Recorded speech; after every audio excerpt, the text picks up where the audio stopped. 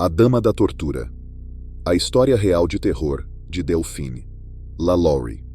Marie Delphine McCarty nasceu em 19 de março de 1787, em Nova Orleans, Louisiana. Ela foi criada em uma das famílias mais ricas e influentes da cidade, com uma linhagem que se estendia até os colonizadores espanhóis e franceses que fundaram a colônia. Desde jovem, Delphine esteve em um ambiente de riqueza, poder e privilégio. Seus pais, Louis Barthélemy McCarty e Marie-Jeanne L'Érable, eram proprietários de vastas plantações e possuíam um grande número de escravos, o que era comum entre as famílias aristocráticas da época. Desde jovem, Delphine esteve em um ambiente de riqueza, poder e privilégio. Seus pais, Louis Barthélemy McCarty e Marie-Jeanne L'Érable, eram proprietários de vastas plantações e possuíam um grande número de escravos, o que era comum entre as famílias aristocráticas da época. Apesar de sua posição privilegiada, havia uma crueldade oculta em Delphine que se manifestaria de maneira devastadora. Criada em uma sociedade que via os escravos como propriedade, ela adotou a crença de que aqueles que estavam abaixo dela em status social não mereciam qualquer compaixão ou respeito. Essa mentalidade se enraizou profundamente em sua mente, e a vida de muitos estaria em risco por causa disso. Delphine se casou pela primeira vez aos 14 anos com Dom Ramón de López y Angulo, um oficial espanhol de alto escalão. No entanto, o casamento foi breve, pois Dom Ramón morreu pouco tempo depois, deixando Delphine viúva e com uma filha pequena, Marie Borja Delphine López y Angulo. Seu status como viúva de um oficial espanhol elevou ainda mais sua posição social em Nova Orleans, mas ela não demorou a encontrar um novo marido. Em 1808, Delphine casou-se com Jean Blanc, um banqueiro, advogado e comerciante influente. Com Jean, ela teve mais 4 filhos, e a família prosperou na crescente Nova Orleans. O casamento com Jean permitiu que Delphine expandisse sua influência social, e ela se tornou conhecida por dar festas luxuosas em sua casa, onde a elite da cidade se reunia para se divertir. Contudo, rumores começaram a circular sobre o tratamento severo que Delphine reservava a seus escravos, especialmente quando ela acreditava que ninguém estava olhando. Quando Jean morreu em 1816, Delphine ficou viúva pela segunda vez. Mesmo assim, sua fortuna e posição social continuavam intactas, e ela se tornou uma das mulheres mais ricas e influentes de Nova Orleans. Em 1825, Delphine casou-se pela terceira vez, desta vez com o Dr. Leonard Louis LaLaurie, um médico renomado. Juntos, eles compraram uma grande mansão na 1140 Royal Street, no coração do bairro francês de Nova Orleans. A casa era um símbolo de sua riqueza e poder. Delphine decorou-a com os melhores móveis, obras de arte e adereços importados da Europa. Os escravos da mansão LaLaurie viviam em constante terror. Os vizinhos começaram a notar o comportamento suspeito de Delphine.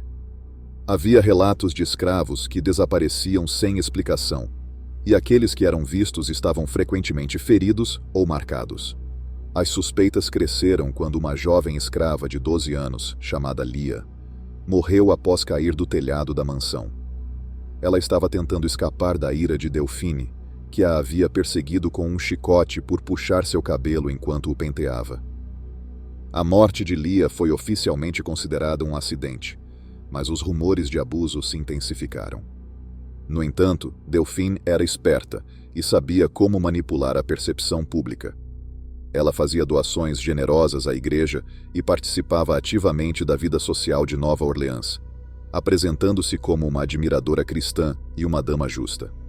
Isso, combinado com seu status elevado, permitiu que ela escapasse de qualquer repercussão legal ou social por suas ações. Mas tudo mudou na manhã de 10 de abril de 1834, quando um incêndio surgiu na cozinha da mansão LaLaurie.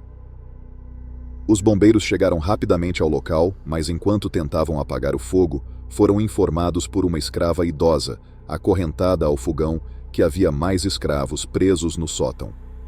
Os bombeiros, seguidos por vizinhos e curiosos, forçaram a entrada no sótão, onde se depararam com uma visão que chocaria até os mais endurecidos. O espaço era um verdadeiro calabouço, onde pelo menos uma dúzia de escravos estavam presos em condições absolutamente desumanas. Eles estavam acorrentados às paredes, alguns em jaulas pequenas demais para ficarem em pé. Seus corpos estavam cobertos de cicatrizes, feridas abertas e ossos quebrados. Muitos estavam desnutridos e todos mostravam sinais de tortura prolongada. Alguns relatos da época afirmam que os escravos haviam sido submetidos a experimentos médicos macabros. Um homem foi encontrado com um buraco na cabeça, com uma colher ao lado dele, sugerindo que parte de seu cérebro havia sido removida. Uma mulher foi descoberta com seus ossos quebrados de tal forma que seus membros haviam sido colocados em posições antinaturais, como de um caranguejo. Outra mulher teve seus intestinos removidos e enrolados ao redor do corpo. O horror que os bombeiros e vizinhos encontraram foi indescritível. A notícia do que foi encontrado na mansão LaLaurie se espalhou rapidamente por Nova Orleans, e uma multidão enfurecida logo se reuniu em frente à casa. Eles estavam determinados a linchar Delphine por suas atrocidades. No entanto, ao perceber o perigo iminente, Delphine conseguiu fugir com a ajuda de amigos influentes. Ela escapou para a França, onde viveu o resto de seus dias. A mansão foi saqueada e destruída pela multidão, que estava revoltada com os horrores descobertos. Restos de escravos mortos foram encontrados enterrados no terreno da propriedade, e o nome de Delphine LaLaurie se tornou sinônimo de crueldade e maldade. Embora os esforços para localizá-la e trazê-la à justiça tenham sido feitos, Delphine nunca foi capturada ou processada por seus crimes. Após sua fuga para a França, Delphine LaLaurie viveu em Paris, onde se manteve longe dos holofotes. Embora houvesse rumores de que ela continuou a praticar seus atos cruel em segredo, nada foi confirmado. Ela morreu em 1849, supostamente em um acidente de caça, embora alguns relatos indiquem que ela morreu em 1842. Seu corpo foi enterrado em Saint-Louis, mas o local exato de seu túmulo permanece desconhecido. A história de Delphine LaLaurie se tornou uma lenda macabra em Nova Orleans. Seu nome continua a ser sinônimo de terror, e a Dama da Tortura é lembrada como uma das figuras mais monstruosas da história americana.